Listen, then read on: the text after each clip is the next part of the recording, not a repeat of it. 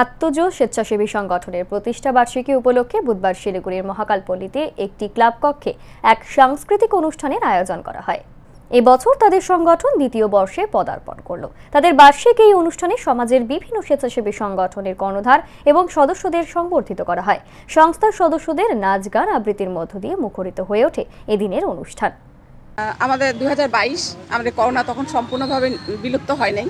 তা সেই পরিপ্রেক্ষিতে আমরা কিছু 40-50 মন নিয়ে আমরা নামলাম সমাজের বিভিন্ন আর্থিক মানুষের পাশে দাঁড়ানোর জন্য। যতটুকু পারা যায়, সংসার বাঁচিয়ে যতটুকু যে যেমন পারে। তা প্রথমে আমাদের 7 জন মহিলা দিয়ে মাটি ছায়া দিয়ে শুরু করলাম, বিশেষ ক্ষমতা সম্পন্ন বাচ্চাদের খাইয়ে। তারপর আস্তে আস্তে আমাদের পরিবার বড় হলো।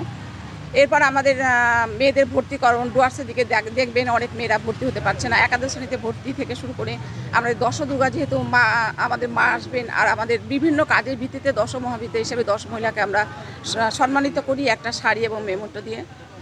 তা এইভাবে করে আমরা কাজ চলে যাচ্ছি এবং বিভিন্ন জায়গায় লোকজন খেতে পাচ্ছে না, সেখানে খাদ্যদ্রব্য পৌঁছানো এবং অনেক অনুষ্ঠান বাড়ি খাদ্যদ্রব্য বেঁচে যায়। সেই সব জিনিসগুলো আমার কাছে ফোন করে। আমাদের সংস্থার মহিলা খুবই পজিটিভ, যখনই ফোন করি ওরা আসে, আমরা সেই সব খাদ্যদ্রব্য আর্ত মানুষের সাহায্যে তাদের উদর নিবারণে আমরা দিয়ে থাকি।